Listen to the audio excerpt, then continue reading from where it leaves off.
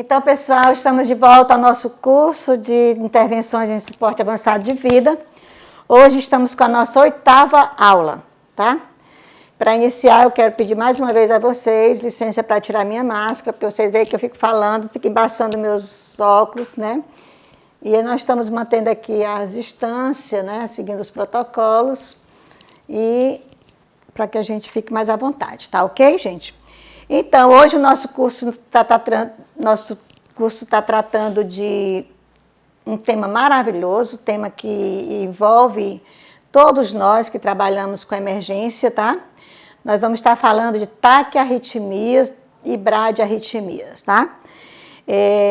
Logo em seguida, eu vou estar gravando aquele vídeo sobre como fazer o eletro com 17, 18 derivações, que foi um pedido de muitos profissionais, tá bom, gente? Então, assim, eu queria só atualizar alguns de vocês que não estão sabendo. O nosso curso, ele foi projetado inicialmente para o pessoal do SAMU, né? E aí, acho que eu já falei em um dia anterior, esse curso começou a ser solicitado e hoje ele está assim, ele se espalhou, ele foi autorizado para ser liberado para outros serviços.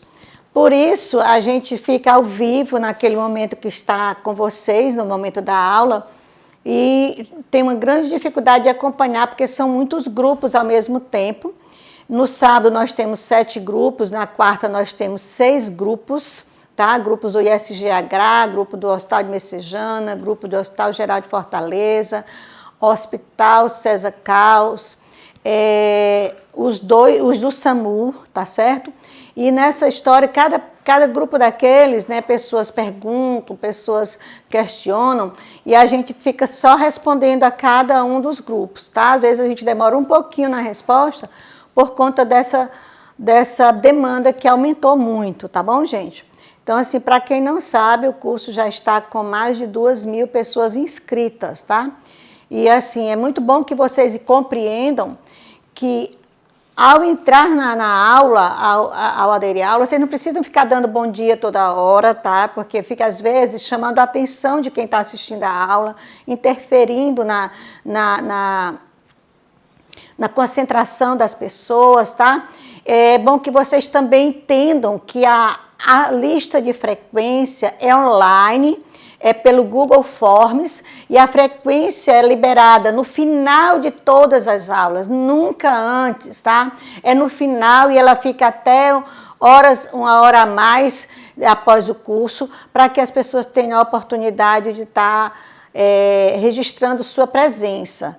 Portanto, assim, vamos participar da aula, vamos tirar o melhor do que a gente puder desse curso, tá? Esse curso, ele é todo voltado para a prática, para assistência, para uma assistência de qualidade, tá bom? Então, assim, hoje nós vamos iniciar com vocês falando de como acontece o batimento cardíaco, para que a gente, quando chegar na arritmia, a gente compreenda o que está acontecendo a nível de estímulo elétrico do coração. Ok? Sejam muito bem-vindos e, mais uma vez, vamos iniciar nosso momento com muita satisfação de estar com todos vocês, tá? Nosso tema hoje é esse, taquicardia com pulso, ou seja, aquela taquicardia sem pulso já falamos nas primeiras aulas, né, da nossa parada cardiorrespiratória. Vamos falar aqui das taquicardias com pulso e as bradiarritmias, tá bom? Então, o objetivo de nossa aula hoje é ampliar os conhecimentos da equipe quanto às principais arritmias e intervenções diante delas, tá? Provocar a curiosidade dos profissionais quanto aos traçados eletrocardiográficos e a clínica das arritmias. Ou seja, nós nunca vamos tratar o eletro, mas vamos tratar a pessoa. Então, a clínica sempre será soberana, tá certo? Então, a gente vai sempre associar o que o paciente sente ao que a gente está vendo no traçado. Motivar a prática da monitorização cardíaca em pacientes que têm potencial para complicar. Então, assim, lembrando aos profissionais, principalmente a equipe de enfermagem, paciente que tem risco de complicação, ele precisa ser monitorizado. A monitorização eletrocardiográfica é fundamental para que a gente possa agir quanto antes, precocemente, diante das situações que a gente vai estar conversando aqui, tá certo? Vamos estar conversando até o final desse momento sobre as bradicardias sinusais, tá? Aquela que é estimulada pelo nó sinusal, e pelos bloqueios atrioventriculares também nós vamos estar falando deles, tá certo? Vamos estar falando das taquicardias com QRS estreito e vamos estar falando das taquicardias com QRS largo, as regulares e as irregulares, tá? Ok? E aqui eu quero começar todo o nosso momento falando como o batimento cardíaco acontece, como ele é gravado naquele traçado do eletrocardiógrafo e como é que a gente visualiza ele lá no monitor, tá? Então, lembrando, aquele papelzinho milimetrado que nós trabalhamos com ele, é preciso, eu vou relembrar para alguns que já estudaram isso, aqueles que já sabem do assunto, mas eu vou estar falando como se ninguém soubesse nada. Uma vez eu ouvi uma frase de que só há ensino se houver aprendizado. Então, assim, eu não posso falar para você que já sabe de arritmias. Eu tenho que falar para quem ainda não sabe, não entende do assunto. E aí todos vão tirar o proveito que for necessário para você, tá certo? Então, aqui, lembrando que o nosso papelzinho milimetrado, vocês percebem lá que eles têm os quadradinhos pequenos e tem o quadradinho maior, tá? Só para a gente relembrar que esses quadradinhos, nessa direção horizontal, a gente vai estar tratando de tempo. É o tempo em que está acontecendo o estímulo elétrico e o coração está contraindo e fazendo a parte dele, tá certo? Então, vamos lá. A cada quadradinho pequeno, nós vamos estar contando em segundos. O quadradinho pequeno desse vai equivaler a 0,4 segundos. Mais de 2 quadradinhos, 0,8 segundos. 3 quadradinhos, 0,12 segundos. E assim por diante, tá? E na altura aqui, na vertical, nós vamos estar vendo a milivolt, tá certo? A amplitude do traçado eletrocardiográfico, nós vamos estar observando aqui nos milivolts, tá certo? Cada quadradinho pequeno é 0,1 milivolt, tá bom, gente? Então, a cada 10 eu vou ter 1 milivolt. Então, só para a gente voltar a compreender como é, daqui a pouco eu vou dar passo a passo de como acontece o batimento cardíaco. Há o estímulo e ele começa a contrair o coração e o coração fecha com o batimento completo, ok? Então, vamos lá. Em cima desse traçado, nós vamos visualizar estas ondinhas que nós costumamos visualizar no eletro. Então, vamos lá, começando daqui. A primeira ondinha que nós vamos reconhecer é a onda P. A onda P, o que é que ela representa para nós? O que é que ela, quando ela é registrada aqui, o que é que ela vai representar? Ela vai representar o estímulo elétrico que acontece a nível de átrio e o átrio contrai. Quando o átrio contrai para esvaziar, ou seja, a sístole atrial, acontece a onda P. Tá? Quando esse estímulo elétrico chega ao nó atrioventricular, que estimula a contração do ventrículo, nós vamos ter a contração ventricular. Ou seja, contraiu o átrio, agora contraiu o ventrículo, ou seja, esvaziou o coração, né? A sístole aconteceu. Contraiu, esvaziou, tá? E agora o coração vai o quê? Dar aquela relaxada para repolarizar. E aqui vem o segmento S e a onda T de repolarização. E começa tudo de novo. P, Q, R, S, T. Ok? Então, assim, eu quero só relembrar a questão de tempo. Existe um tempo ideal para que esse coração contraia. Quando esse tempo fica retardado ou ele acelera, eu vou estar chamando isso de arritmia. Tá certo? Pode ser uma arritmia sinusal e pode ser uma arritmia anormal, que a gente vai estar pensando assim. A sinusal vai ser aquela que eu digo que foi estimulada pelo marcapasso fisiológico do coração, que a gente vai já entender melhor. Então, só para que a gente volte a entender, ó. o tempo, que eu vou falar agora em tempo, o tempo do início da onda P. Deixa eu ver se está funcionando aqui. Não está.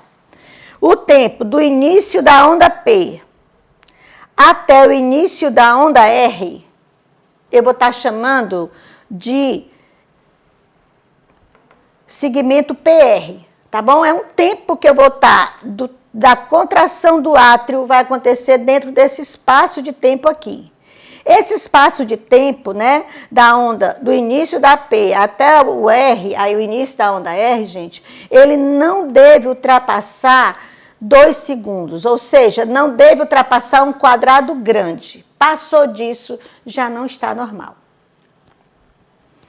Tá? Só para a gente começar a compreender como acontece o batimento cardíaco. Iniciou o estímulo do ventrículo, o complexo QRS. Toda vez que a alteração for no complexo QRS, esse traçado aqui ele vai estar alterado, gente. O ideal, o normal, é que esse complexo, que da hora que inicia a onda R até o início, o término da onda S, o início da onda R até o término da... Desculpa, o início da onda Q até o término da onda S, Q, R, S. Até o término da S, o espaço de tempo não deve ultrapassar 12 segundos. Ok, gente? 0,12, ou seja, 12 segundos. 12 segundos nós vimos aqui que vai ser o quê? 3 quadradinhos. Quando o nosso QRS está maior que 3 quadradinhos, a largura dele, ele está alterado. Ou seja, o tempo para o ventrículo contrair, ele está mais alargado, está mais lento, ok? E é normal? Não. Eu estou falando aqui do normal e a gente vai entender o que é normal. Tudo que é anormal nós vamos visualizar no eletro, ok? E aqui nós vamos todo esse segmento, na hora que termina, vamos lá. Onda, contraiu o átrio, surgiu a onda P, o átrio contraiu.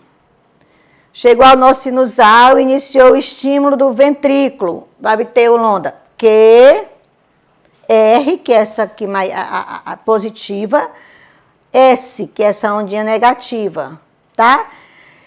Essa contração eu vou estar chamando de contração ventricular. E aí, gente, o coração dá aquela relaxadinha para voltar a contrair, começar tudo novamente. Ele vem aqui, repolariza com a onda T. A gente vai estar chamando a onda T de onda de repolarização miocárdica, tá?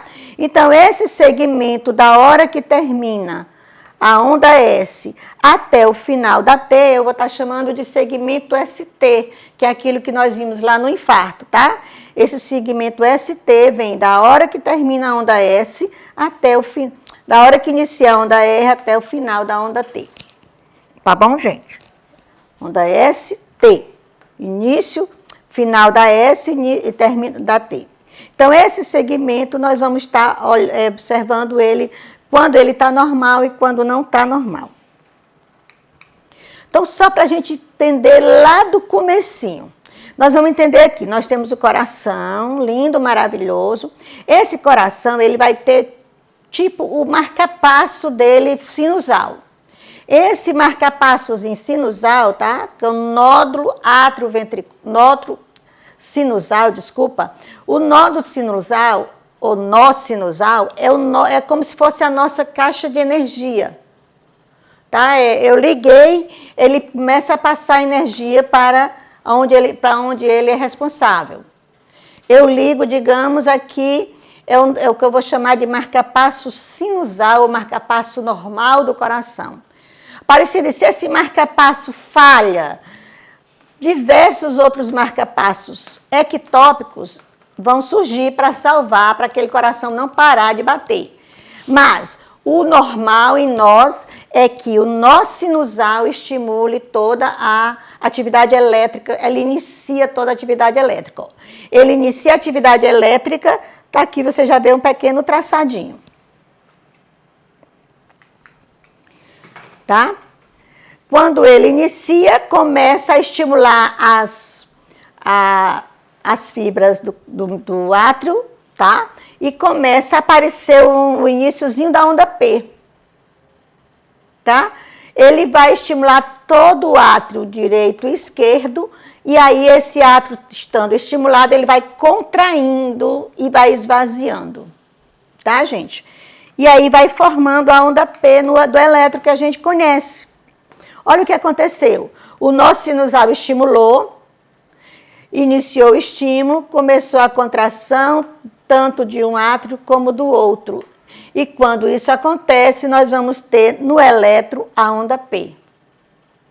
E nós vimos lá nos slides anteriores que a onda P, ela equivale a 12 a 20 segundos, no máximo 20 segundos, tá? Então, ela vai de 3 quadradinhos a no máximo 5 quadradinhos desses pequenos, ok?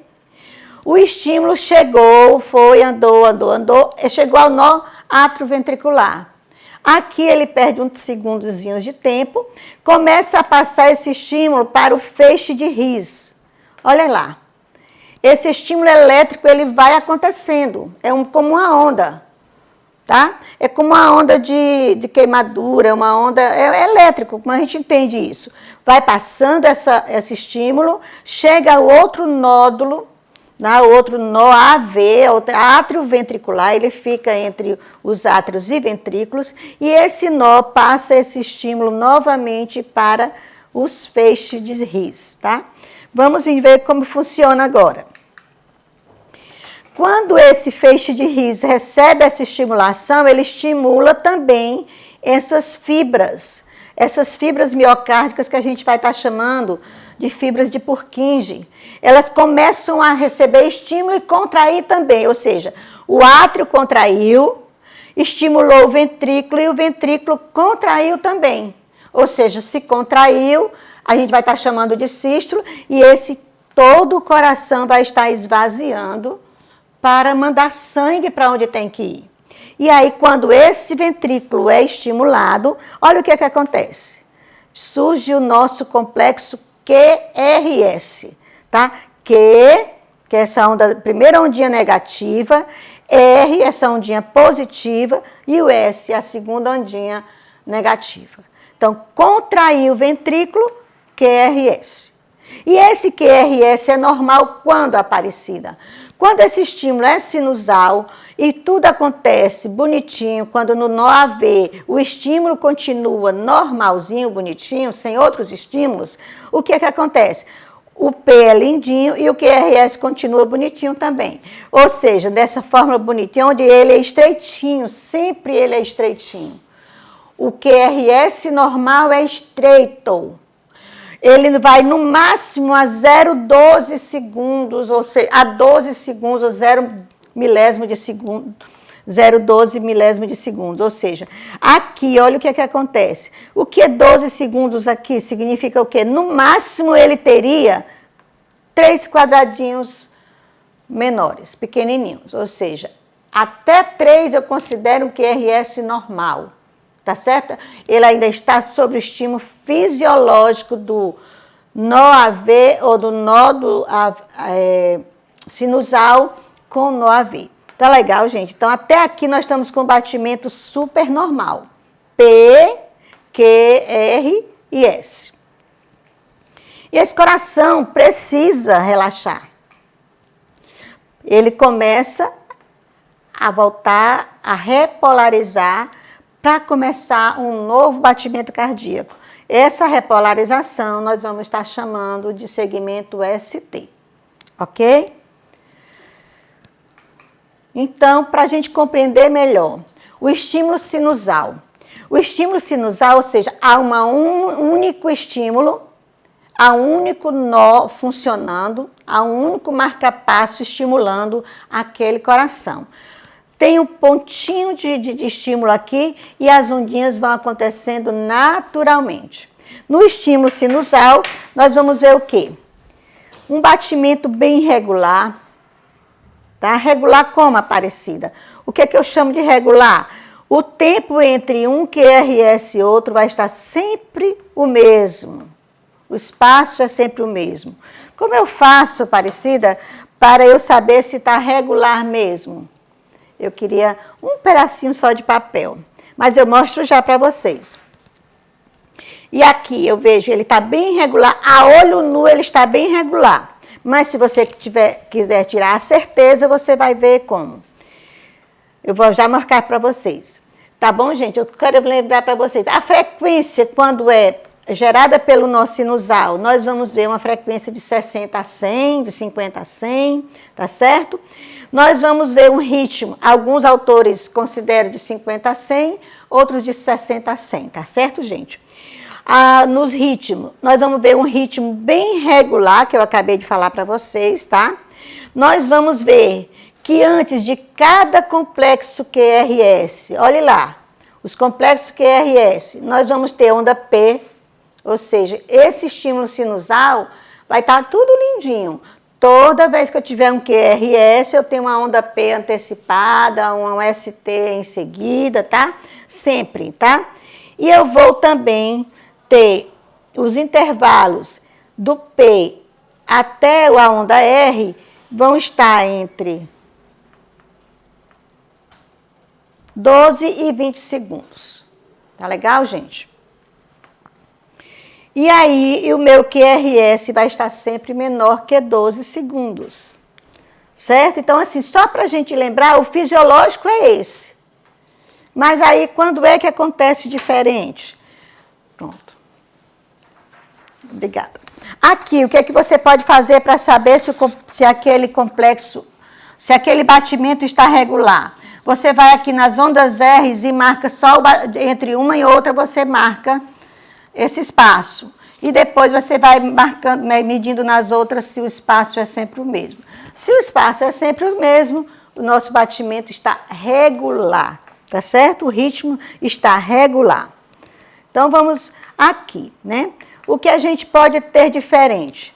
Aparecida, quando aquele nó sinusal que eu mostrei para vocês naqueles slides anteriores, quando ele falha, o coração simplesmente não vai parar. Outros estímulos entram para salvar esse coração. Pode ser estímulos atriais, se ele falhar o nó sinusal, pode ter estímulos ventriculares, se falhar o nó AV, tá bem? Então, vamos lá. Olha o que acontece.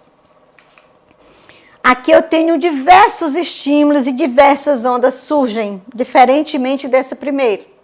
Vários estímulos ectópicos começam a tentar entrar para o coração continuar batendo, para continuar o estímulo elétrico. Aí o que acontece? Aqui nós temos ondas geradas por múltiplos focos de origens diferentes, tá? E aí o que acontece com o nosso batimento cardíaco? Aqui nós temos vários focos ventriculares tentando entrar para que o coração não pare e ele continue batendo. O que acontece? Nós temos estímulos, vários estímulos ventriculares.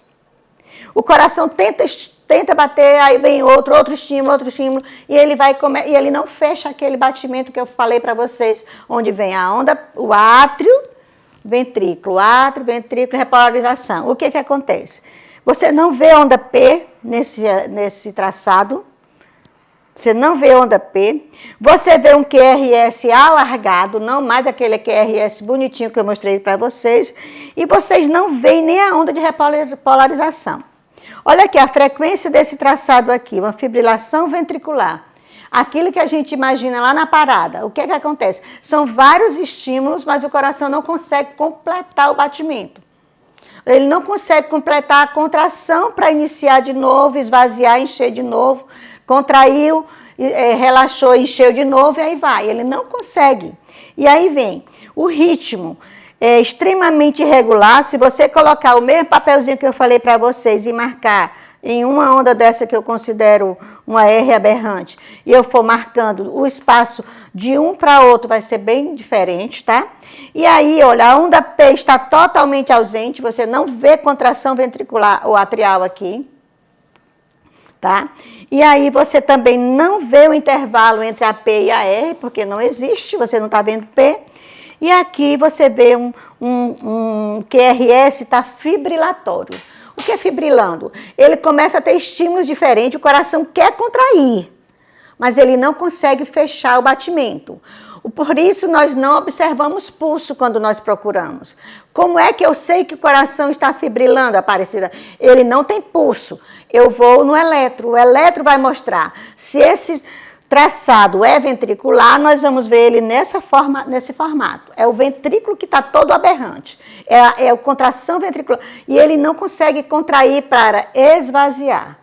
Se ele vaziasse, nós perceberíamos um pulso, mas não tem, ele não consegue, ele fica só fibrilando, ou seja, como se estivesse tremendo, tá? E aí são vários estímulos, ele não consegue completar o batimento cardíaco. Aqui eu quero mostrar para vocês como é que eu vou começar a avaliar, analisar meu eletro. Todas as vezes que eu pegar um eletro, eu vou avaliar como. Comece por onde, Aparecida? Eu dou uma dica. Se você tiver outra, ótimo. Mas a minha dica é essa. Comece olhando os complexos QRS.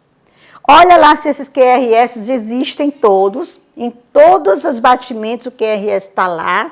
Tá? Vamos observar isso. Em cada batimento, não, cada estímulo do atrial é preciso ter um QRS em seguida. Vamos ver se isso acontece.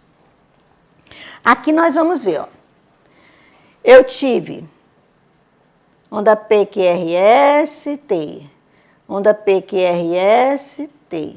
Onda Pzinha pequenininha, QRS, T. Onda... E aí vai. Olha aí, P. E o que acontece aqui, gente? Um batimento bem diferente. Nós estamos vendo os QRS bonitinhos, estreitinhos, tá? E aí a gente está vendo que no meio dos QRS nós temos um QRS diferente. O que será isso? Todas as vezes que você visualizar isso no eletro ou no monitor, você vai entender que ali é um batimento antecipado. A gente está chamando isso de extrasístole. É uma contração antecipada desse coração. Tá certo? Então, você vai ver que esse batimento antecipado, ele afetou quem? O complexo QRS. Se é complexo QRS, eu vou estar chamando uma extrasístole ventricular. QRS não é ventrículo? Então, extrasístole ventricular. Isso é normal, Aparecida? Muitos de nós temos extrasístoles esparsas, uma aqui, outra acolá, tá certo? E aí, gente, quando ela não causa nem alteração hemodinâmica, quando ela é bem rara e tal, ela nem existe um tratamento direto para ela, tá? Mas vamos aqui, ó. A estimulação ventricular, ela é prematura nesse caso, ou seja, ela vem uma estimulação prematura e há só a contração ventricular, tá certo? O QRS tem uma aparência, os QRS que vocês estão vendo tem aparência normal. Agora, geralmente ele é alargado, tá bom? Nesse caso da extrasístole. O ritmo é irregular, vocês podem ver que o ritmo, vocês até podem achar que é regular, mas quando vocês pegarem o papelzinho e marcar esse espaço para cá, que você medir nesse aqui, já não vai dar o mesmo tempo. Então, esse batimento, esse ritmo é irregular. Extrasístoles ventriculares são raramente tratadas, exceto para alívio de sintomas, tá? Então, assim, o que é que a enfermagem precisa acordar nessas situações? Eu digo enfermagem, gente, desculpa os demais profissionais, porque quem está 24 horas por dia com o paciente, quem está diante do monitor do paciente dentro da sala de parada da UPA, da sala de estabilização do seu hospital, ou dentro da nossa viatura do SAMU, né? Quer seja SAMU estadual, municipal, é o enfermeiro que está diante daquele monitor o tempo todo. Ele vai transportando o paciente e o monitor está lá. O enfermeiro precisa monitorizar todos esses pacientes com riscos de complicação e aí ficar de olho, ele vai ficar de olho. Ele já sabe qual é o ritmo normal. Então, aquilo que não é normal, ele vai identificar rapidinho. Ele não precisa saber que tipo de arritmia é aquela, porque ele não é cardiologista, ele não é mas ele sabe que ali tem uma coisa que não está normal. O que eu queria lembrar a você, enfermeiro como eu, né? É que você, quando você visualiza uma extrasístole, aqui. Depois ela desaparece, passa um tempão sem você ver mais extrasístole, não te preocupa. Se o paciente não tem nenhuma alteração hemodinâmica, não te preocupa. Mas se essa extrasístole começa a surgir, e ela começa a surgir mais precocemente, tem essa extrasístole, aí você vê que tem vários batimentos normais e nenhuma outra extrasístole. Ok, mas quando ela começa a aparecer, aí você vê que tem 3 batimentos normais, outra extrasístole, mais 3 batimentos normais, outra extrasístole, alguma coisa está errada. Daqui a pouco você percebe até 2 normais e uma extrasístole, ou seja, o paciente já está bigeminando, ou seja, já está diminuindo os batimentos normais e aumentando. Esse paciente precisa ser medicado. Esse paciente precisa ser medicado, precisa comunicar ao plantonista, ao médico que está, olha, doutor, esse paciente começou com umas extracístoles esparsas, raras, só que agora ele está aumentando muito as extracístoles, tá? E eu preciso tratar. Então, o que vocês vão ver, geralmente, é os médicos passando ou a lidocaína ou a amiodarona. Tá? Quanto à dose é com o médico, mas é preciso que a gente comunique antes que esse paciente evolua para uma taquicardia ventricular ou fibrilação ventricular. Taquicardia ventricular é vizinha da fibrilação, elas são irmãs gêmeas, tá certo? Então a gente precisa prevenir. Então vamos aqui, só eu vou devagarinho para que a gente possa entender bem quando a gente chega lá no algoritmo que a gente vai tratar essas arritmias. Então assim, você vê esse traçado. Claro, quando eu vejo um traçado desse, quando eu aprendi qual é o normal, qualquer um de nós, vendo um traçado desse, vai saber que ele não é normal, que ele precisa urgentemente de uma intervenção. Então, gente, vocês estão vendo o traçado todo com QRS aberrantes, alargados. Tá bem regularzinho, olha que bonitinho, tá bem regularzinho, bem regular. Se você pegar um papelzinho e vai medir, você vai ver que vai ser bem regular entre os batimentos, vão ter um espaço igualzinho de uma contração ventricular para outra. Mas cadê os ondas P's? O QRS na taquicardia ventricular, olha aí, evoluiu. Se eu tivesse tratado quando as extracístoles estavam mais frequentes, talvez eu não tivesse tido a taquicardia ventricular. Certo? Então, por isso monitorizar, por isso olhar para o monitor, tá? O QRS de aparência bizarra, vocês estão vendo que não parece aquele QRS que nós vimos no início, lindinho, onde tem o QRS, né? E aqui não tem, a gente não vê o Q, nós não vemos o R direitinho, não temos certeza. E aí, a frequência está maior que 100 batimentos por minuto. O ritmo normalmente regular, como vocês estão vendo, ó. Na taquicardia ventricular, o ritmo, vocês vão ver, geralmente é regular. Mas pode ser irregular também.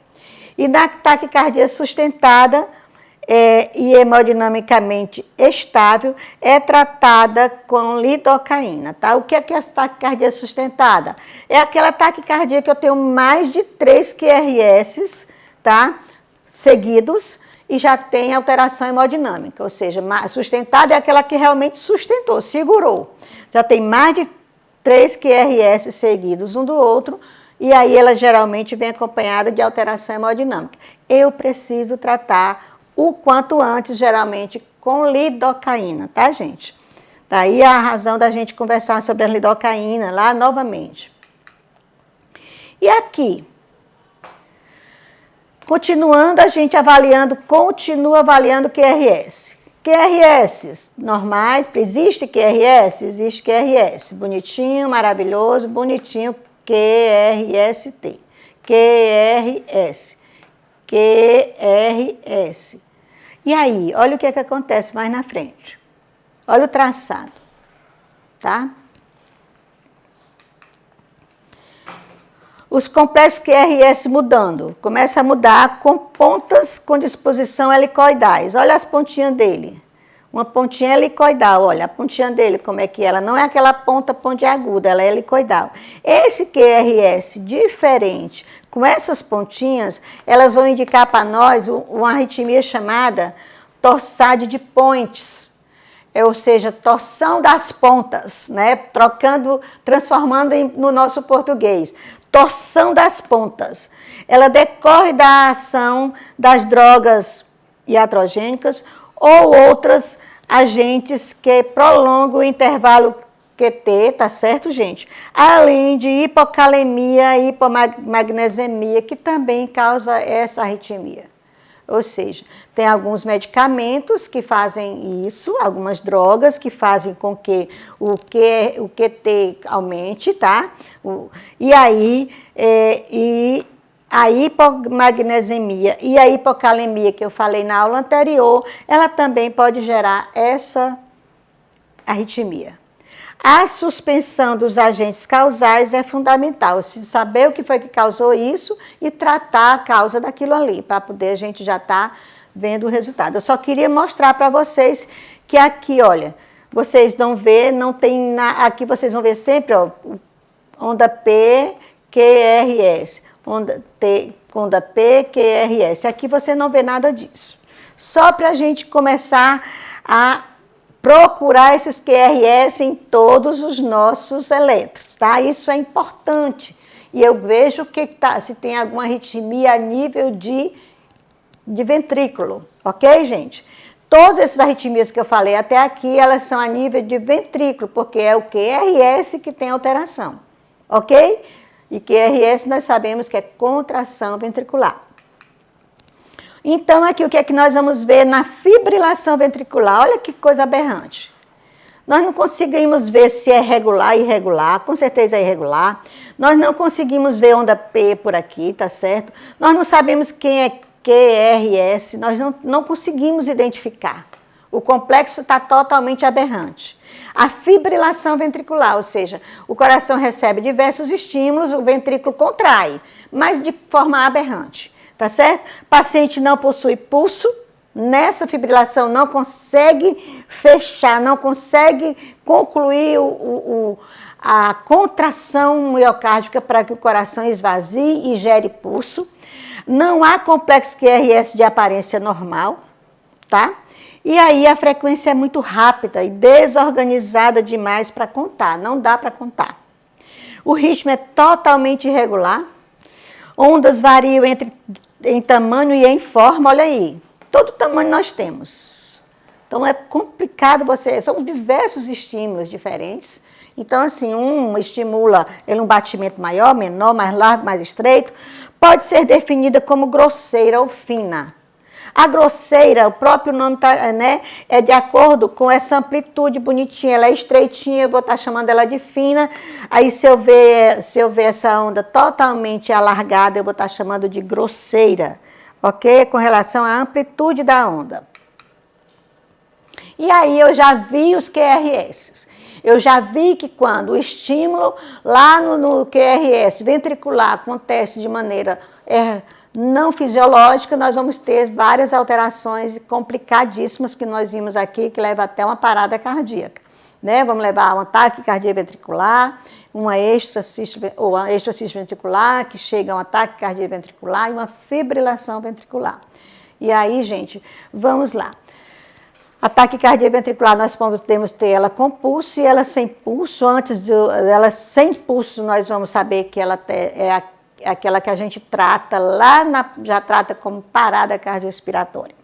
E agora nós já visualizamos o nosso complexo QRS, agora vamos estudar um pouquinho o eletro, olhando só a onda P e comparando ele com o QRS, tá bom? Vamos ver o que acontece a nível de estímulo atrial, tá? O que pode acontecer?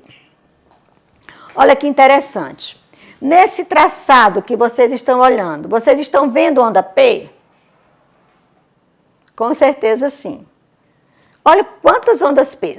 P, P, P, P. Olha aí que bonitinho. Mas não é tão bonitinho assim porque não é fisiológico.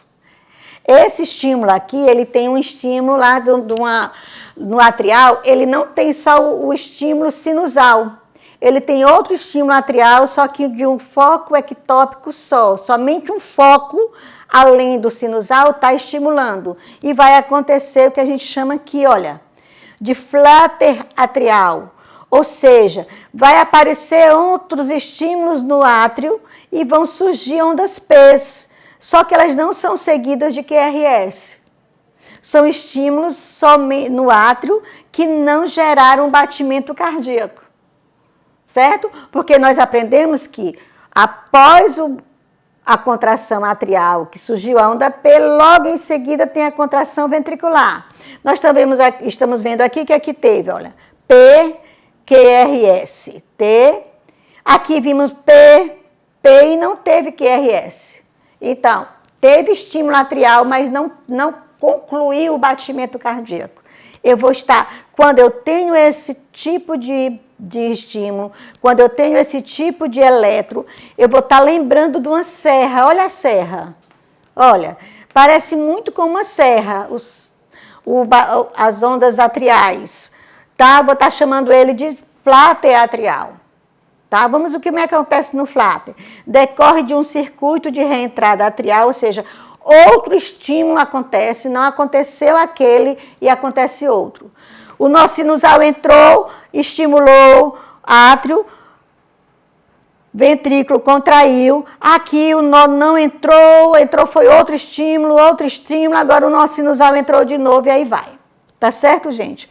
Presença de ondas F regulares com frequência de 220 a 350.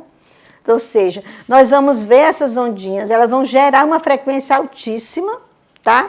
O QRS de aparência sempre normal, porque a arritmia não é a nível de ventrículo, é a nível de átrio, por isso o ventrículo está bonitinho, tá? O QRS está sempre bonitinho, bem arrumadinho, apertadinho, estreitinho, tá bom? Se ela é sintomática, no caso, se esse paciente aqui tem sintomas, alterou hemodinamicamente, ficou hipotenso, teve indisposição, mal-estar, tontura, até desorientação pode acontecer, o que acontece? Nós vamos tratar com cardioversão elétrica. Lembra da nossa segunda aula? Lembrei que as terapias elétricas, ou seja, eu não estou agora falando de terapia medicamentosa, mas elétrica, que nós que trabalhamos em urgências e emergências, precisamos nos antecipar. Eu tenho o meu cardioversor, eu tenho como monitorizar meu paciente nesse cardioversor, ótimo, porque no momento desses, ele já está monitorizado com o equipamento que vai tratar. Então, eu vou lá nas cargas, tá? As cargas vão ser sempre baixas, menores que 100 na cardioversão elétrica, não é desfibrilação, o paciente não está parado, tá? Não é desfibrilar o ventrículo, mas é um paciente que tem batimento cardíaco, somente ele está com precisando reverter uma arritmia que está ali causando alteração hemodinâmica, tá? Então, eu tenho o meu cardioversor, eu vou sempre lembrar os mesmos cuidados da desfibrilação, eu vou ter na cardioversão, tipo, como é que eu chamo? A carga, vou ter lá, o gel nas pás eu vou ter também, o cuidado de afastar todo mundo na hora, mas só tem algumas coisas diferentes que eu falei na segunda aula. Eu vou precisar explicar para o paciente o procedimento, que ele está acordado, eu vou precisar sedar esse paciente na hora de fazer a minha cardioversão elétrica, porque ele não vai entender aquela situação de ser chocado, acordado, compreendem, gente? O mal-estar que ele sente também, tá bom? Os cuidados são os mesmos, mas aí a gente vai ter outros cuidados a mais. A enfermagem vai fazer eletro antes e eletro após. A enfermagem vai lembrar de sedar o paciente, de explicar o paciente. O carrinho de parada, as medicações de parada, estão todas arrumadinhas ali, prontinhas. Esse paciente pode, nessa cardioversão elétrica, evoluir para uma PCR. Então, eu preciso ter todos os cuidados como se eu tivesse um paciente que já está parando. Não é que ele esteja, ele está acordado, mas ele tem um risco na cardioversão de sair com PCR, tá bom, gente?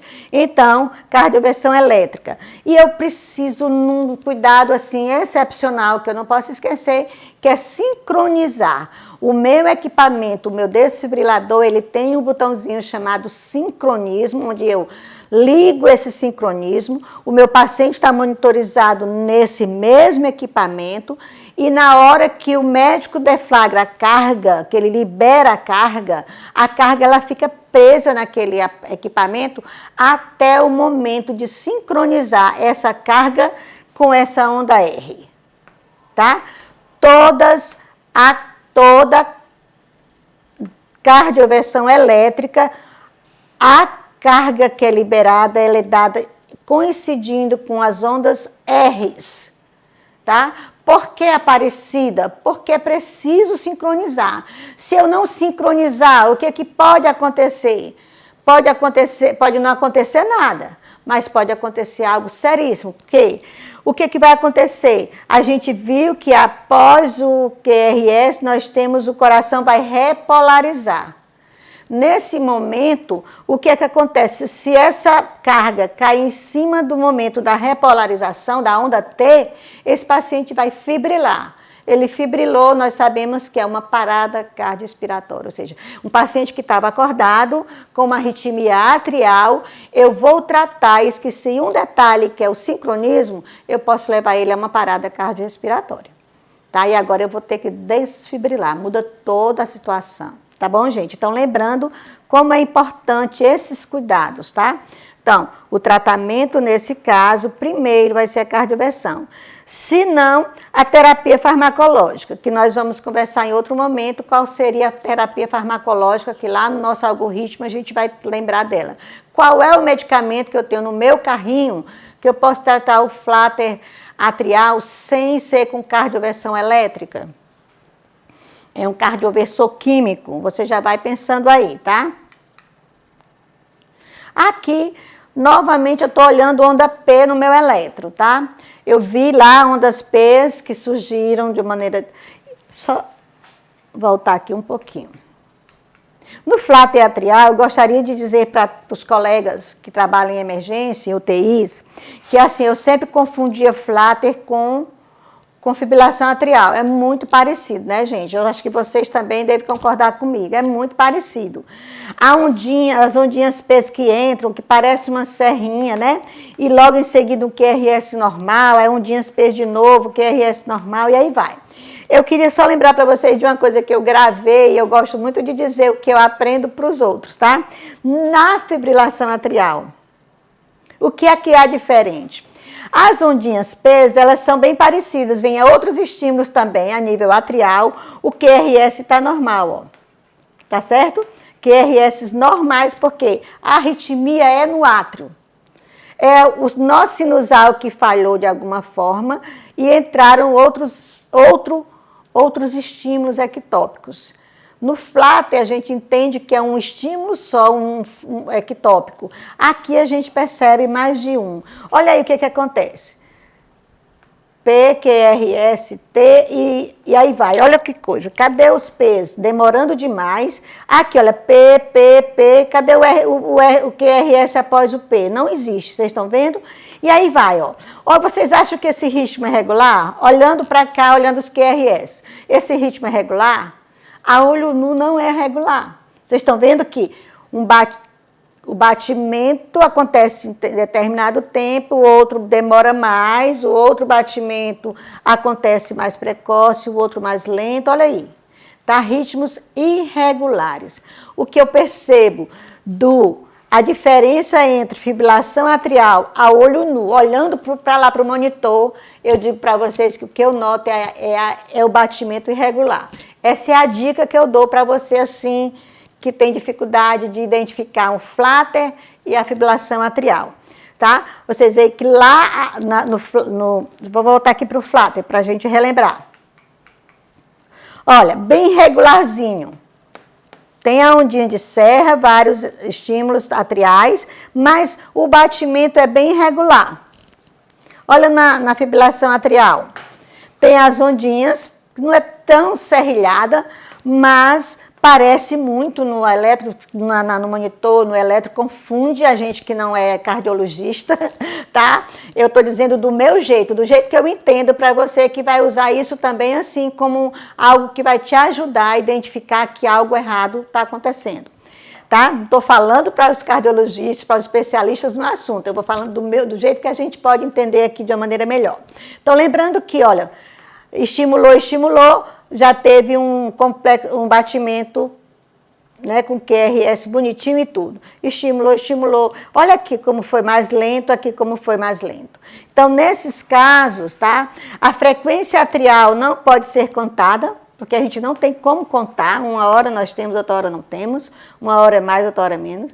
Se sintomática, a cardioversão vai ser elétrica, nesse caso, da mesma forma, na fibrilação atrial e no flater atrial, se tiver sintomas, esse paciente está alterando o PA, alterando a hemodinâmica, ele vai tratar.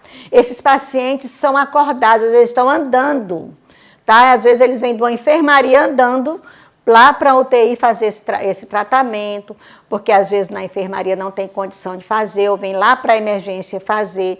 Às vezes eles vêm de casa contando que tá sentindo uma aceleração muito grande no coração, conversando com a gente. Esses pacientes, o tratamento dele é cardioversão elétrica. Se eu vou fazer cardioversão elétrica, gente, eu tenho que fazer todos os cuidados que eu acabei de falar para vocês. Volta para a segunda aula, rever aquele vídeo, rever aquele slides, porque lá tem detalhes completos da cardioversão elétrica eletiva, que a gente costuma chamar cardioversão sincronizada ou cardioversão eletiva, tá? Então, se ela é não sintomática, esse paciente vai precisar usar anticoagulante. Por que, Aparecida? Controle da frequência, tá? Ele vai precisar tomar beta-bloqueador, tá?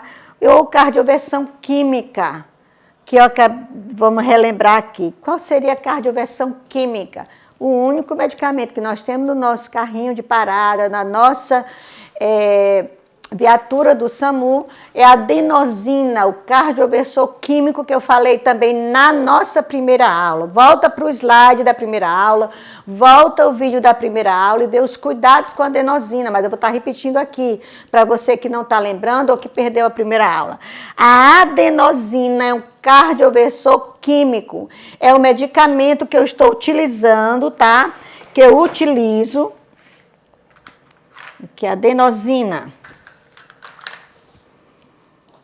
Cardioversor químico, tá certo? Um medicamento que eu vou estar utilizando pura, direto na veia do meu paciente, que tem essa arritmia e outras que a gente vai estar conversando, tá? E esse medicamento tem uma particularidade diferente de todas as demais que nós já conversamos. A adenosina, ela é muito lábil. A vida média dela, após eu retirar dessa ampola, é de 10 segundos. Então, colega enfermeiro, colega técnico de enfermagem, você vai usar adenosina, você nunca vai usar adenosina sem a presença do médico. O médico precisa estar do nosso lado, ao lado do paciente, porque a adenosina, assim como a cardioversão eletiva, ela também pode causar uma parada cardiorrespiratória, ok? O paciente pode não sair daquela arritmia atrial que eu queria e pode evoluir para uma sistolia, tá certo? Ou uma ESP, ou seja, eu preciso de todos os cuidados de uma parada ali, eu preciso ter tudo, carrinho de parada, tubos bonitinhos ali, porque eu vou torcer para meu paciente sair bem. O que eu vou fazer, como eu falei na nossa primeira aula, eu vou deixar o medicamentozinho aqui, pego a seringuinha com a agulha ali bonitinho. No acesso do paciente eu preciso ter um three-way ou um extensor com 2 vias, porque uma das vias eu preciso colocar o flash de soro fisiológico, nunca água destilada, que nós já falamos sobre isso. Na outra via vai ficar livre para adenosina. Então, está monitorizado o paciente, está tudo ok, a gente vai conversar com o paciente, vai sedar esse paciente a maioria das vezes, porque ele sente um mal-estar horrível, né? Ele sente aquela sensação de que está porque teve uma parada cardiorrespiratória, e ele teve uma parada, eles às vezes sentem sensação de rubor na pele, eles sentem a sensação de aperto no peito, isso durante a ação da medicação, porque tem um ritmo aqui caótico. Eu vou fazer o medicamento para tirar todos esses estímulos aqui que o coração está recebendo e voltar para o estímulo sinusal. Nesse momento, o medicamento ou a cardioversão eletiva, o que vai acontecer? Ele vai resetar todos esses estímulos e vai voltar o estímulo sinusal para o nosso paciente ter aquele batimento bonitinho com ondas PQRST, PQRST. Nessa tentativa, nesse momento que é feito, ele vai ter, no momento em que ele reseta, pelo termo, para que a gente compreenda melhor, o que acontece? Ele vai fazer uma sistolia. Você vai ver no traçado, na hora que eu faço o medicamento, você vai ver o traçado que a gente vai chamar traçado de linha reta. Você vai ver uma sistolia. Em seguida, você vê o batimento voltando. Então, a gente fica sempre apreensivo na hora que faz esse medicamento, com medo de dar alguma coisa errada. Então, por isso, gente, eu já ouvi colegas dizendo que já fizeram esse medicamento sem o doutor presente, o doutor estava lá no consultório, estava atendendo outra pessoa, faça uma adenosina, e você vai lá e faz. Esse paciente complica, você não tem como tirar sozinho, entendeu, gente? Então, esse é um procedimento que a enfermagem precisa saber. Ou cardioversão elétrica, que é o próprio médico que coloca as pás, que libera as cargas e choque, ou a cardioversão química, todos os dois procedimentos com a presença do médico, tudo pronto para, se esse paciente parar, a gente agir imediatamente. Ok? Tá, gente? Então, a gente vai estar fazendo... Outra coisa, muita gente diz que já usou muita adenosina e não viu resultado. Eu já escuto quando eu saio nos meus treinamentos, a gente conversa sobre isso, e eu gosto de ouvir as experiências. O que acontece? Eu disse para vocês que ele é muito lábil, né? O tempo de vida dele é bem curtinho. Então, na hora que eu aspiro, que eu injeto imediatamente e faço logo o flash de soro fisiológico, é para facilitar essa chegada do medicamento em via central. Então, repetindo, se eu só aspiro esse medicamento, eu só quebro a ampola e aspiro na hora de fazer. Tá, gente? Deixo tudo prontinho, eu já fiz meu eletro antes, já tenho certeza que o paciente continua com aquela arritmia, o doutor está aqui presente com a gente, vamos lá. Posso fazer, doutor? Posso fazer? Já posso fazer, doutor? Ele vai dizer sim ou não. Se ele disser sim, você quebra a ampola, aspira imediatamente, injeta, faz o flash e já eleva o braço.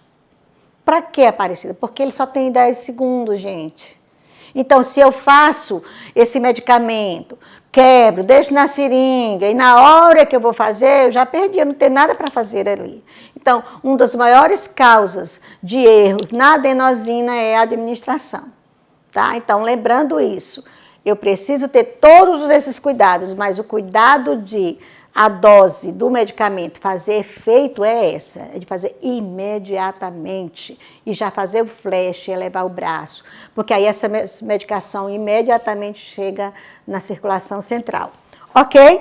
Então, só lembrando também que esses pacientes não sintomáticos, né, tem muita paciente que tem fibrilação atrial, muitos de nós profissionais, pessoas da nossa família têm fibrilação atrial assintomática. Quando é que a gente trata? Somente quando ela altera a hemodinâmica desse paciente. O paciente começa a ficar hipotenso, todo mal-estar, e aí ele vai tratar. Mas aí, Aparecida, e nessa sintomática, eu só quero falar aqui, gente, porque a fibrilação e o flutter, que é o que eu falei anteriormente, são as duas causas maiores de infarto e AVC de origem cardiológica. Ou seja, nesse momento em que o coração bate mais lento, olha cá, o que acontece com o sangue quando ele para? É como se o sangue ficasse quase parado na câmara cardíaca. Nesse momento em que não há o batimento, o sangue está quase parado. Ali forma coágulo. Formou coágulo, esse coágulo anda.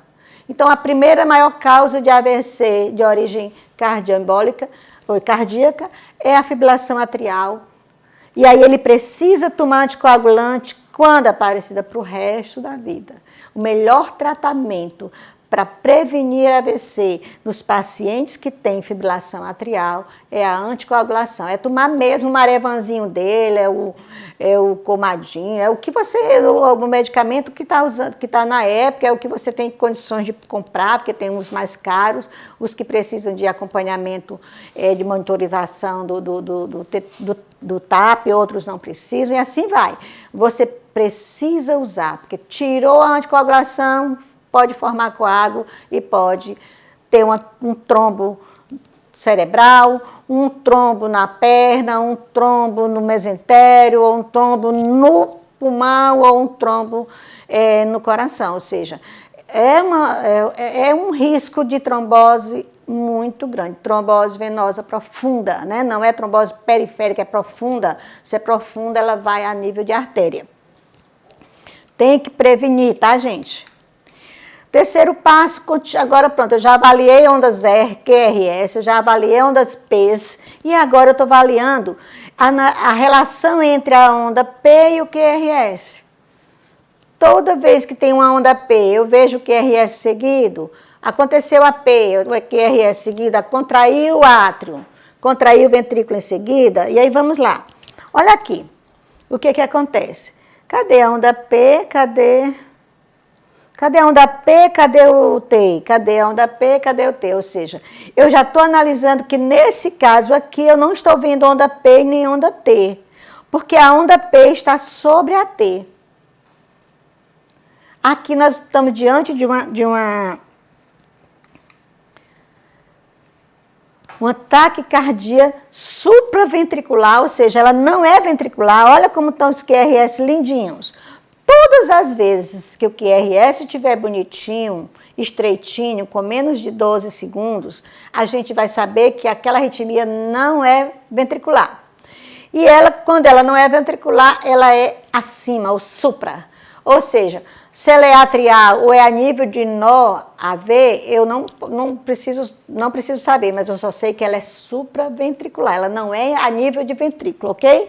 Eu não sei explicar melhor, mas só sei que não é ventricular. Se ela não é ventricular, ela é supraventricular, tá?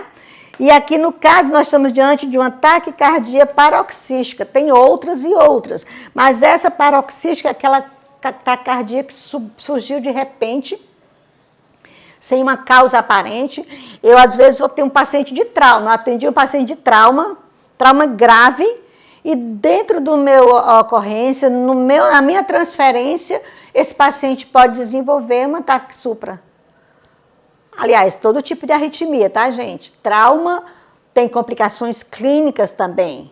Então, ataque supra, olha o que acontece. É aquela que você estava lá olhando para o monitor, estava normal, batimento do paciente, 80, 90, 100. E aí, de repente, quando você olha para o monitor, está 240, 190.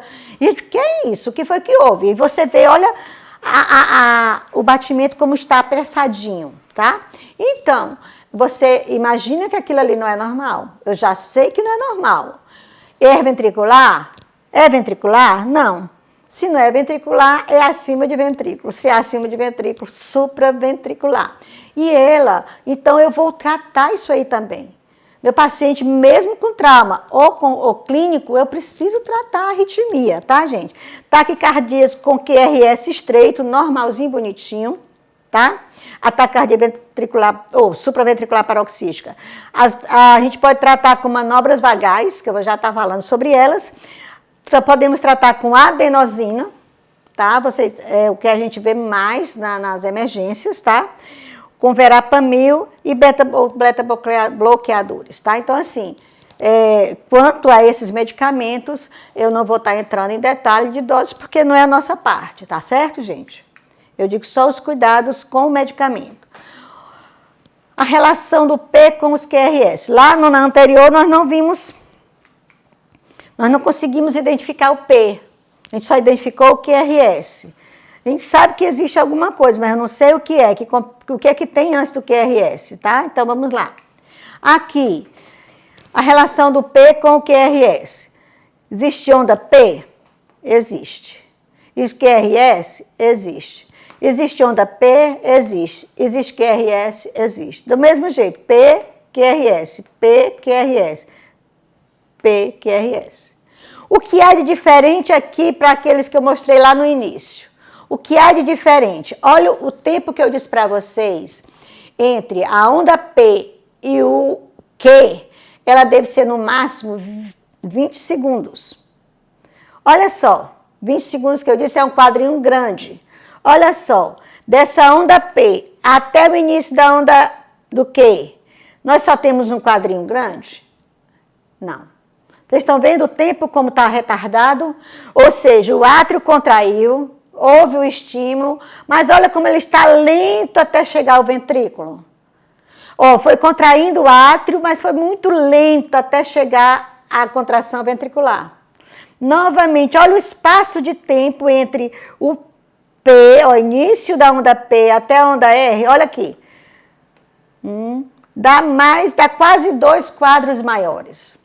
Ou seja, dá quase 4 segundos. É muito tempo para haver a contração atrial e chegar à contração ventricular. Ou seja, está lento esse estímulo, tá, gente? Olha aí.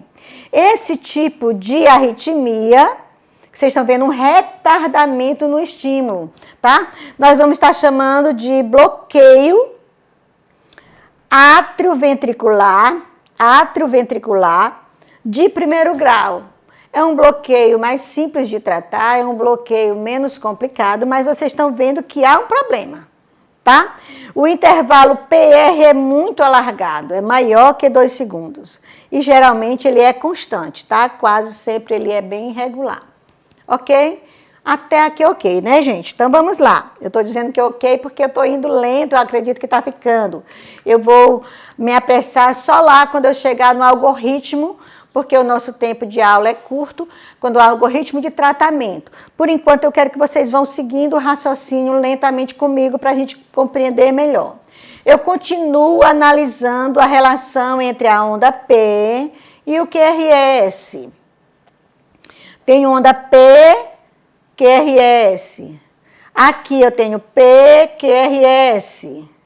Aqui eu tenho P, cadê o QRS? Aqui P, QRS. Olha, puxa vida, P, QRS. P, cadê o QRS?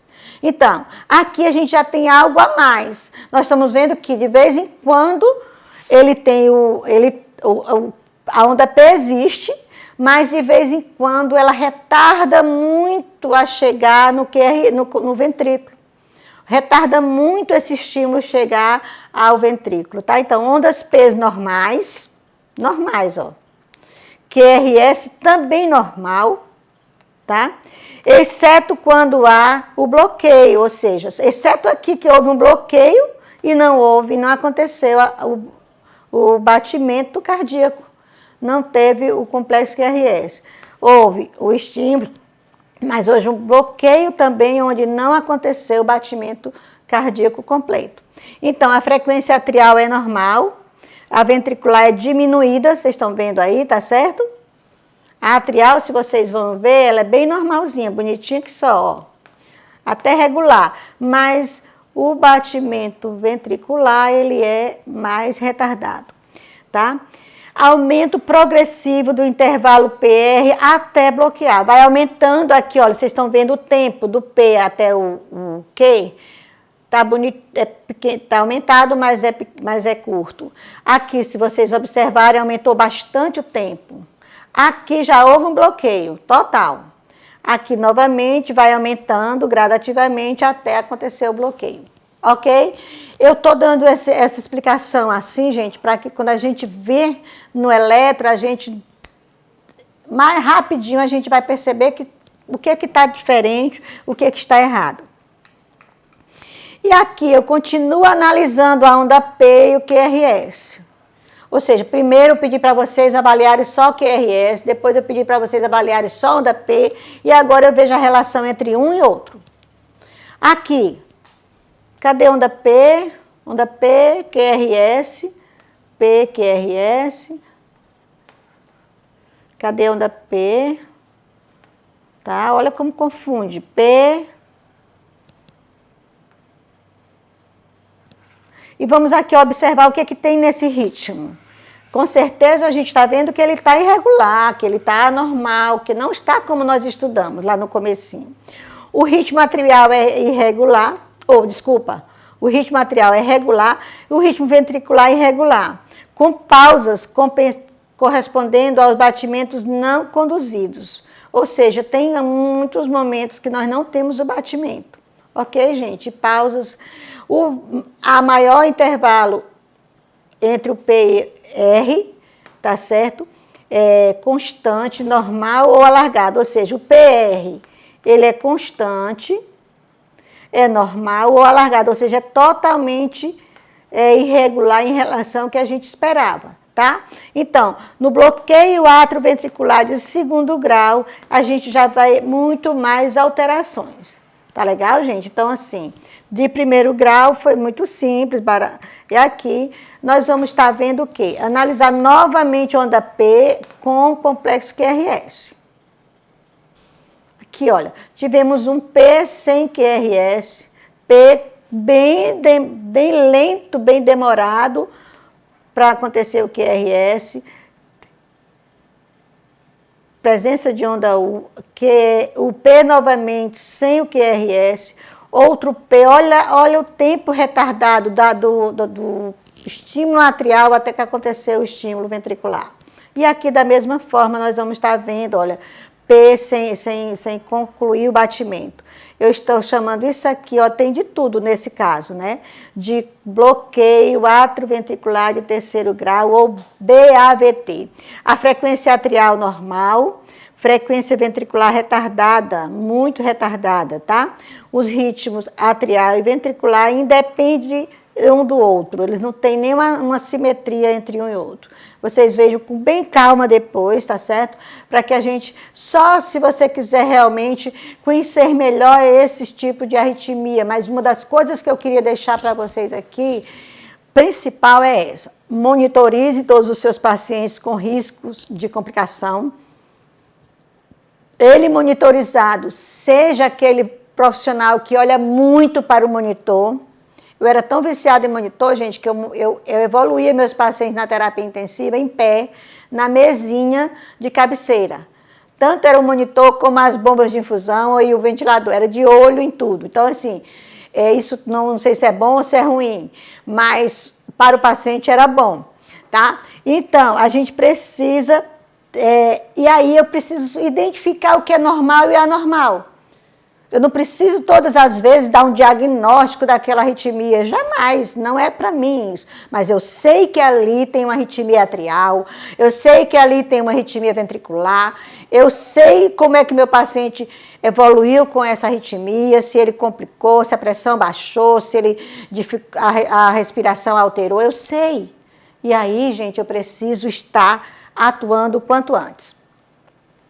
A bradicardia é definida como um ritmo cardíaco inferior a 50, eu estou colocando isso aqui por quê? Porque a grande maioria dos nossos livros diz que a bradicardia é inferior a 60.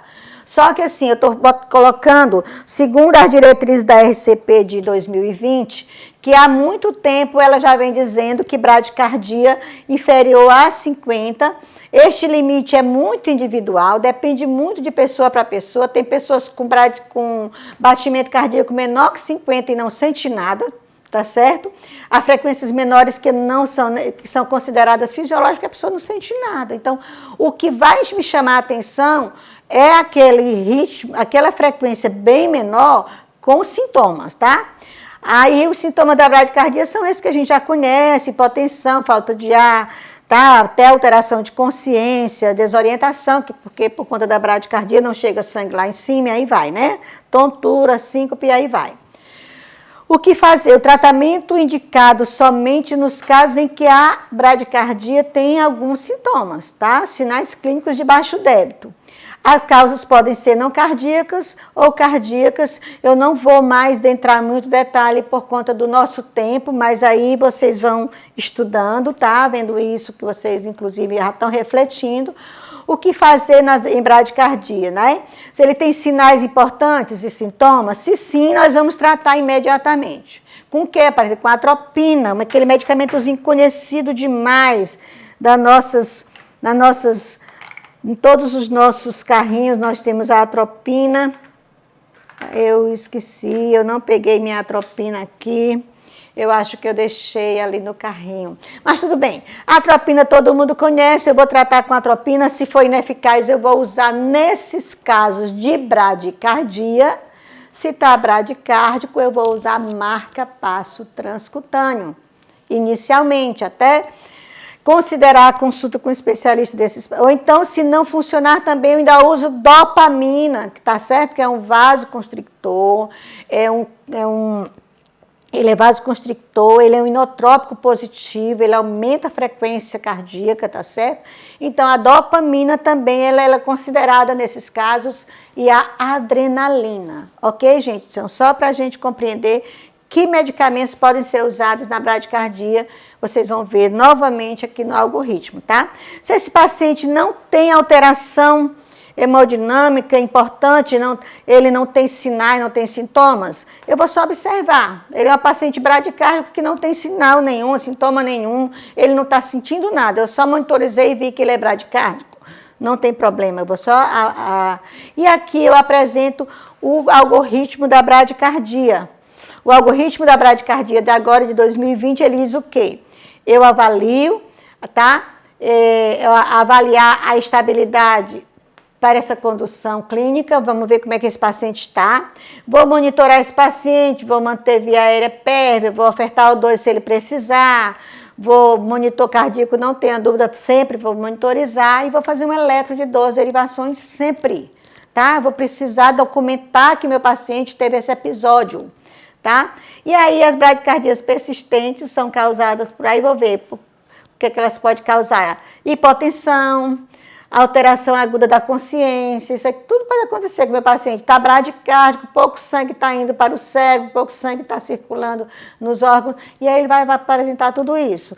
Há um sinalzinho de baixo débito e ele vai insuficiência cardíaca aguda ou síncope, ele pode desmaiar por conta da bradicardia.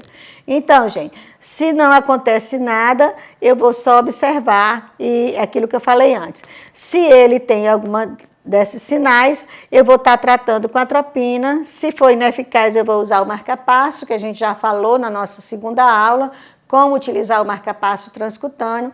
Pega o mesmo cabo do DEA, coloca no seu cardioversor e aquelas pás adesivas do DEA são as pás do marca-passo transcutâneo. E o cardioversor tem a função marca-passo. Lá você vai botar na função marca-passo, vai aumentar a miliamperagem até você perceber um sinal de uma espícula do marca-passo entrando, tá bom?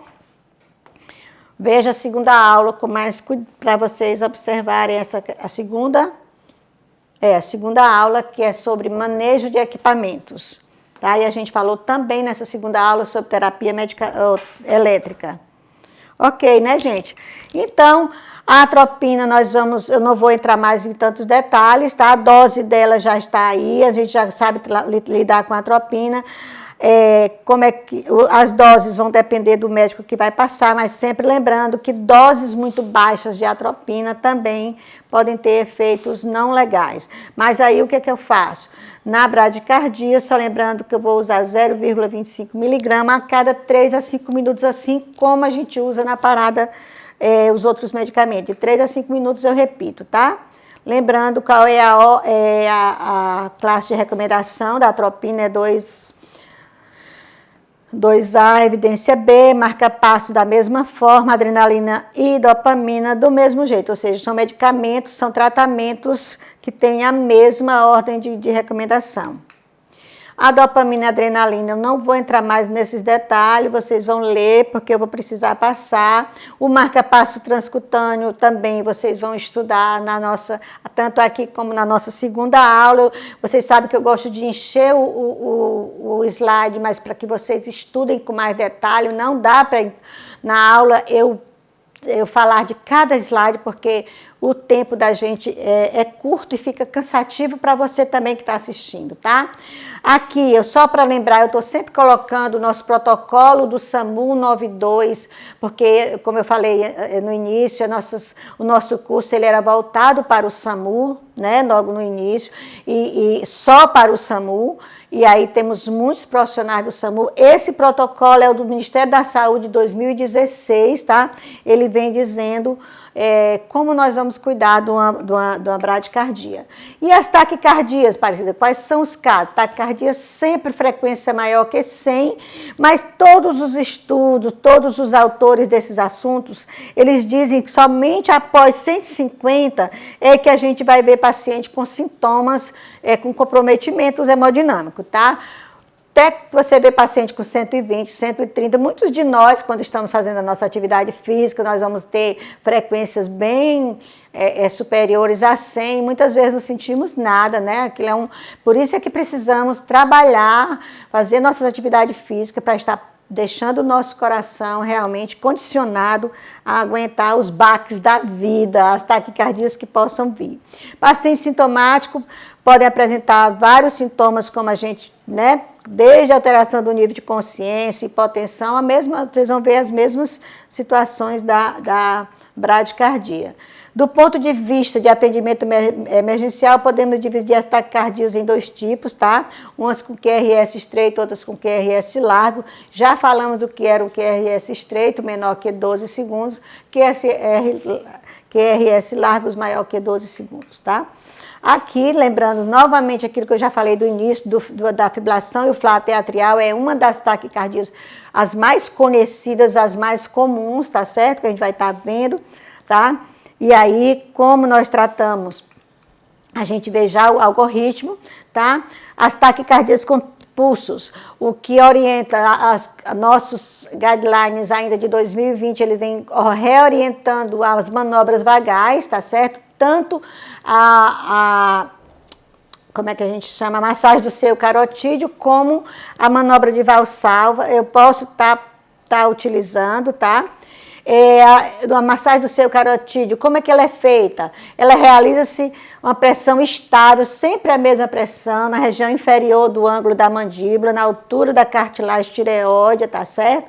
Perto do pulso arterial, por 5 a 10 segundos. Se não houver resposta positiva, pode se repetir até daqui a 2 minutos, eu repito, e também do outro lado, tá certo? Aqui, gente, como é que acontece? Eu não vou entrar muito em detalhe por conta do nosso tempo, como é que a gente faz essa massagem do seio carotídeo para reduzir essa frequência, tá? Essa massagem, ela vai estar estimulando, vai dando um retardozinho do nosso sinusal para tá estimulando o batimento normal, tá? O que é que acontece? Quando é que é contraindicado essa massagem do seu carotídeo? Pacientes com AVC, tá? Ele já está com o retorno venoso ruim. Paciente de infarto do miocárdio, nos últimos 6 meses eu não faço. História de arritmia ventricular também eu não faço.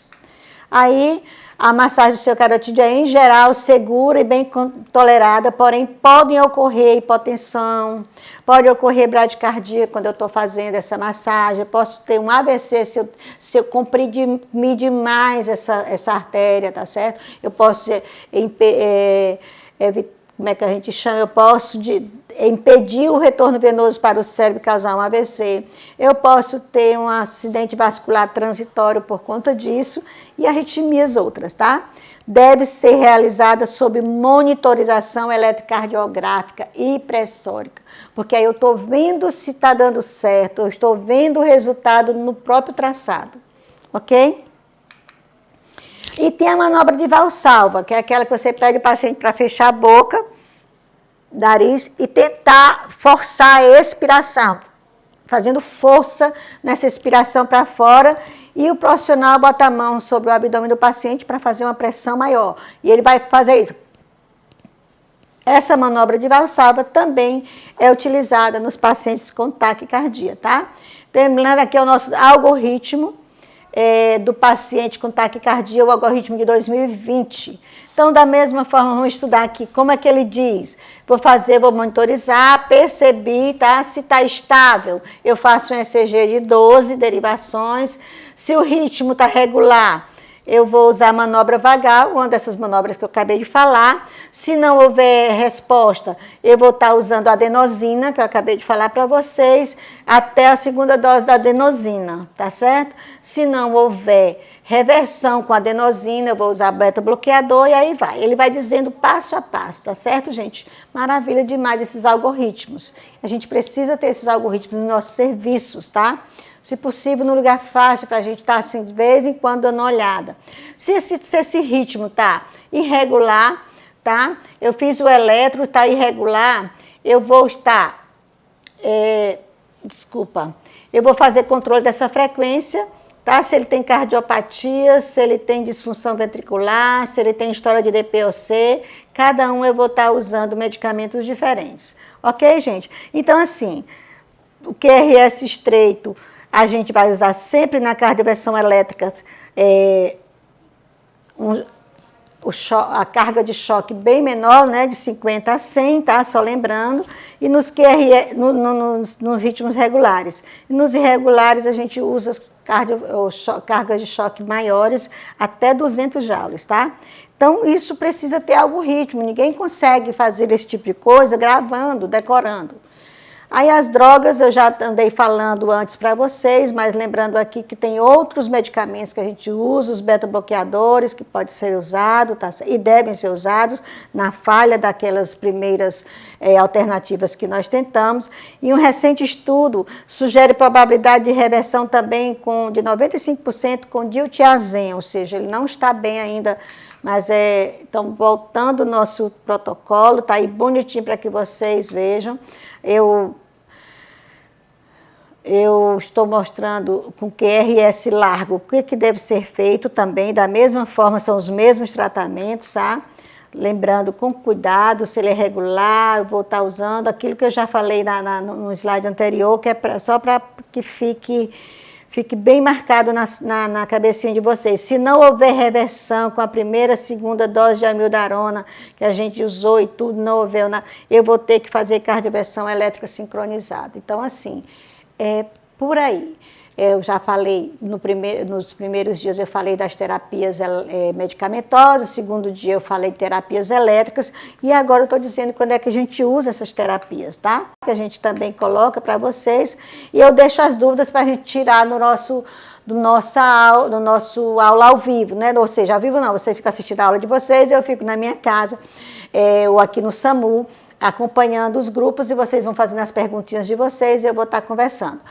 Só lembrando, eu prometi para essa aula que eu faria a gravação do eletro, de como fazer um eletro com 17 derivações. Eu estou gravando, só que eu acredito que não vai ser seguida a aula por conta do tempo que eu vi que foi muito longo. Mas o eletro vai estar sendo mandado para... A aula de eletro vai ser em outro momento, ok? Naquele dia em que a aula for curta, eu aproveito e boto o vídeo do eletro com vocês. Um abraço grande, até a próxima, se Deus quiser.